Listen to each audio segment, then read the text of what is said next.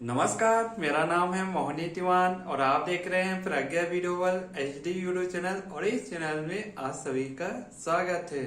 दोस्तों, आज के वीडियो में CGPSC 2011 का प्रश्न पत्र शेयर करूंगा। और ये प्रश्न पत्र है, दो तरह के प्रश्न पत्र आते हैं। एक है आपका जनरल स्टडी का और दूसरा है एप्टीट्यूड टेस्ट, जिसको C-सेट के नाम से जाना जाता है। और इस एप्टीट्यूड टेस्ट में आपका गणित का आते हैं और कुछ लॉजिकल क्वेश्चन भी आते हैं, साथ में आपका 36 का सामान्य ज्ञान का भी प्रश्न पूछे जाते हैं। तो आज के वीडियो में आपको CGPSC 2011 का प्रश्न पत्र 1 जो प्रथम पाली में होता है वो प्रश्न पत्र को मैं शेयर करूंगा। और आप लोग को पता होगा CGPSC के बारे में, तो मैं थोड़ा सा संक्षिप्त में बता देता हूँ। CGPSC उन पदों के लिए लिया जाता है जो उच्च पद होते हैं या द्वितीय श्रेणी के पद होते हैं, उस पद के लिए ये परीक्षाएं कराती है। और CGPSC को हम हिंदी में लोक सेवा आयोग बोलते हैं। जो उच्च श्रेणी के जो पद होते हैं, मतलब द्वितीय श्रेणी के पद होते हैं, मतलब सेकंड क्लास का जो पद होते हैं उन्हीं के लिए लिया जाता है। जैसे उदाहरण के लिए आपका डिप्टी कलेक्टर है, संयुक्त कलेक्टर है, नायब तहसीलदार है और जितना भी विभागीय अफसर होते हैं जो द्वितीय श्रेणी का, उन्हीं पर ये परीक्षाएं ली जाती है। और इसका शुरुआत में 2 पेपर होते हैं, प्रथम चरण में और दूसरे चरण में आपका मेंस होता है। और मेंस में अलग अलग प्रकार के विषय होते हैं, उसमें आपको थ्योरी लिखना पड़ता है। फिर तीसरा में आता है आपका इंटरव्यू। जैसे मेंस में छटाई होता है, उसके इंटरव्यू के लिए सिलेक्शन होता है। फिर इंटरव्यू में फिर वहाँ बड़े बड़े जो अफसर और लोग बैठे होते हैं, सचिव स्तर, फिर उन्होंने इंटरव्यू लेते हैं। आपका स्किल टेस्ट भी लेते हैं, आप कितना जानते हो इस पर। ये सारी प्रक्रिया CGPSC में होता है। तो चलिए हम आपको वीडियो के माध्यम से CGPSC 2011 का प्रश्न पत्र दिखाएंगे और इसके लिए आपको ले चलता हूं कंप्यूटर की ओर। नमस्कार दोस्तों, आज के वीडियो में आप सभी का स्वागत है। आज के वीडियो में आपको बताऊंगा CGPSC 2011 क्वेश्चन पेपर के बारे में। तो चलिए हम वीडियो शुरू करते हैं। तो इसके लिए आपको सुविधा के लिए मैंने PDF फाइल बना दिया हूँ, तो इसका मैं डिस्क्रिप्शन बॉक्स में लिंक में दे दूंगा, आप लोग वहाँ पर जाकर डाउनलोड कर सकते हो। तो चलिए हम शुरू करते हैं। तो यहाँ पर जब CGPSC का पेपर दिलाने जाते हो तो इस तरह का पेपर आपको मिलता है। ये 2011 का है, बहुत पुराना है, लेकिन जो उसके जो प्रश्न हैं जो आए हैं वो बहुत महत्वपूर्ण है। तो ये केंद्र अध्यास है, यहाँ पर सील लगाया जाता है। और ये पीछा के हस्ताक्षर, ये सब जितना भी आप रोल नंबर है या सीट क्रमांक है, जितना भी हस्ताक्षर के और दिनांक समय दिया उसको सारा चेक आउट करके ये अपना साइन करता है। तो ये रोल नंबर भरने का है। ये आपका ओमर सीट में जो आंसर सीट में नंबर दिया होता है तो यहाँ पर देना होता है। और ओमर सीट में जो मिलता है उसको ये वाला नंबर को उसमें डालना रहता है, क्वेश्चन पेपर नंबर। और यहाँ पर अपना साइन करना होता है। यहाँ पर जो जिस तारीख को परीक्षा हुआ है उस तारीख को डालना होता है, जिस समय पर परीक्षा शुरू हुआ है तो यहाँ पर अपना समय देना होता है। ठीक है, यहाँ पर कुछ इंस्ट्रक्शन दिया हुआ है, इंस्ट्रक्शन फॉर कैंडिडेट, परीक्षार्थियों के लिए निर्देश। तो यहाँ पर कुछ दिशा निर्देश दिया हुआ है। तो यहाँ पर कुछ महत्वपूर्ण चीज़ें मैं बता देता हूँ कि परीक्षा के दौरान आपको क्या ध्यान रखना चाहिए।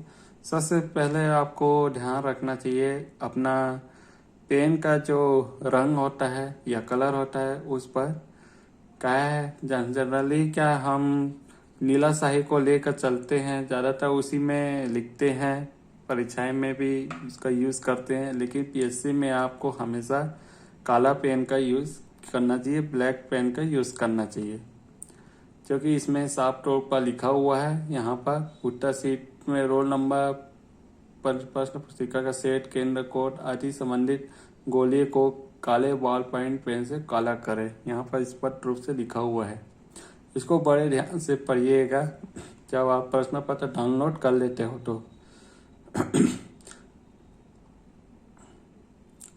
ऑप्टिका मार्क रीडर मशीन उत्तर शीट की काले बॉल पॉइंट पेन से भरे गोले शून्य की प्रविष्टियों को पढ़कर परीक्षा फल तैयार करते हैं। इसीलिए यही सलाह दिया जा रहा है काले बॉल पॉइंट का। और परीक्षा हॉल में आपको किसी प्रकार का कैलकुलेटर, मोबाइल, लॉन्ग टेबल ये सब नहीं ले जाना है। सिर्फ आपको काला पेन रखना है और साथ में आधार कार्ड और आपका प्रवेश पत्र। और आधार कार्ड ले जाना बिल्कुल मत भूलना। और आधार कार्ड नहीं होगा तो आप परिचय पत्र भी ले जा सकते हैं, क्योंकि प्रवेश पत्र इंटरनेट से डाउनलोड किया जाता है। तो ये हमारा जो प्रश्न पत्र है सेट सी का है। उत्तर अंकित करने का समय है आपका 2.5 घंटे। उसके अधिकतम अंक है 300 नंबर का। तो ये पूरा 150 का है, तो 2 नंबर के हैं, तो 2 से गुणा करोगे 2 शून्य 2 पंचे 10, तो 300 हो जाता है।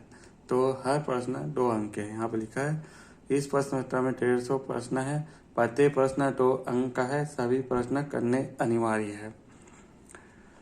प्रश्न को उत्तर देने की विधि संबंधित निर्देश जो आखिरी पृष्ठ पर दिए गए हैं उसको ध्यान से पढ़िएगा। प्रश्नों को उत्तर दी गई उत्तर शीट आंसर शीट पर अंकित कीजिएगा। इसके आखिरी पृष्ठ में और दिया रहता है दिशा निर्देश, आप पढ़ सकते हैं। और परीक्षा हाल में आपको 5-10 मिनट पढ़ने का भी मौका मिल जाता है। पहले प्रश्न पत्र दे दिया जाता है, उसके बाद में उम्मीद सीट दिया, या तो उम्मीद सीट दिया जाता है या प्रश्न पत्र बाद में दिया जाता है। वो समय पर डिपेंड करता है कैसा तरीका अपनाते हैं, लेकिन उसमें 5-10 मिनट समय दिया जाता है। जैसे घंटी लगता है उसके बाद प्रश्न हल करने शुरू कर दिया जाता है। ठीक है, तो ये भी दिया दिशा निर्देशन। तो अगला बढ़ते हैं। जैसे ये बहुत मुख्य प्रश्न पूछे गए हैं, जैसे हड़प्पा कालीन स्थलों में अभी तक किस धातु की प्राप्ति नहीं हुई। तो यहाँ पर बहुत लोग कंफ्यूजन भी होते हैं, क्योंकि नहीं को ध्यान नहीं देते हैं तो सीधा फट से गोला लगा देते हैं। क्योंकि आपको प्रश्न को बड़े ध्यान से पढ़ना है, क्योंकि नहीं शब्द आ जाता है, फिर यहाँ पर कौन सा नहीं है, तो ऐसे चीज को देखना है। जैसे हड़प्पा काल स्थलों में अभी तक किस धातु की प्राप्ति नहीं हुई है, तो यहाँ पर आप कॉमन सेंस लगा सकते हो, तांबा, स्वर्ण, चांदी और लोहा। आप सोचिए आप वहाँ पढ़े होंगे तांबा, स्वर्ण, चांदी, वहाँ पर ज़्यादातर आपको पढ़ने को मिला। लोहा शब्द बहुत ही कम, तो लोहा बाद में आया है, तो लोहा नहीं हुई खुदाई के समय। ठीक है, ये जो खुदाई होता है तो ये सब लोहा नहीं मिला होगा, ये तीनों मिला होगा। तो इसी तरह से ये प्रश्न इसमें पूछे जाते हैं। जैसे और कुछ सैंपल ले लेते हैं। जैसे ऋग्वेद में खालिस्तान ऋचाएँ हैं, ये इतिहास से पूछा गया है। तो कितनी सही आंसर होगा 1028। ठीक है, क्यों किस खेल से संबंधित है, क्यों बिलियार्ड से है। तो ये जो छोटे से प्रश्न सामान्य ज्ञान से पूछे जाते हैं पूरा। तो ये जनरल स्टडी के प्रश्न है। ये बहुत पुराना प्रश्न पत्र है, तो इसमें पूरा मिक्स कर दिया गया है। गणित का भी मिल जाता है, कोई एप्टीट्यूड का भी मिल जाता है। तो ये पहला प्रश्न पत्र हुआ था, उस समय डबल नहीं हुआ था। 2012 से ही चालू हुआ है दो प्रश्न पत्र देने का चलन, और माइनस मार्किंग उसमें जोड़ा गया है। ठीक है, आप सभी लोग को समझ आ गया इस प्रश्न पत्र के बारे में। आइए, जितने भी प्रश्न दिए ये आपके लिए बहुत महत्वपूर्ण है,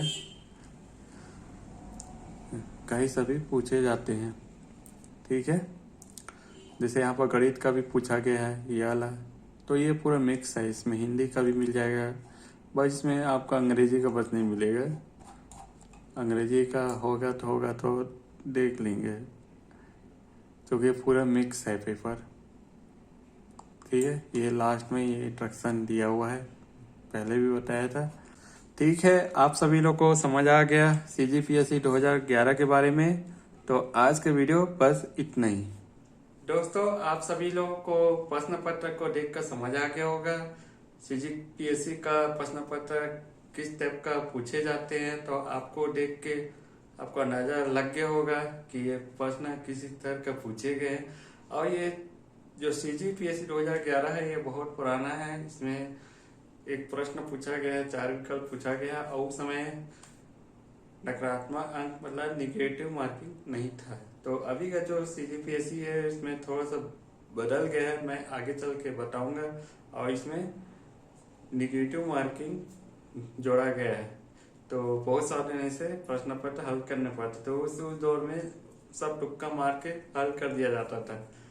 जो पुराने वाले जो प्रश्न पत्र मैं शेयर कर रहा हूँ, तो उसमें कुछ करंट अफेयर के भी प्रश्न भी होंगे, तो उसको आप छोड़ सकते हो, क्योंकि पुराना हो गया होगा, उसका महत्व नहीं रह जाता है। जैसे उदाहरण के लिए अभी हाल ही मुख्यमंत्री ने ये उद्घाटन किया, उसका क्या है, तो ऐसे ऐसे कुछ प्रश्न भी होते हैं जो एकदम प्रसिद्ध प्रश्न होते हैं, फेमस। तो उसको आप उसको याद कर सकते हो, अपने दिमाग में रख सकते हो, क्योंकि उसमें कुछ अच्छे अच्छे प्रश्न पूछे गए हैं उस प्रश्न पत्र में। इतिहास हो गया, नागरिक शास्त्र हो गया, राजनीति हो गया, आपका गणित हो गया, जो ऐसे ऐसे जो बड़े बड़े सब्जेक्ट के हैं, तो उस प्रश्न पत्र पर आप ध्यान दे सकते हो। ठीक है, तो यह वीडियो आप लोग को कैसा लगा और यह वीडियो आपको पसंद आया तो अपने दोस्तों के साथ बिल्कुल शेयर करें और लाइक भी कर दें।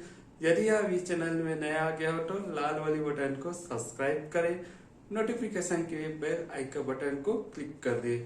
और इस तरह का मैं नया नया जानकारियां लेकर आते रहूंगा। जाने का इजाजत दीजिएगा। जय हिंद, जय भारत।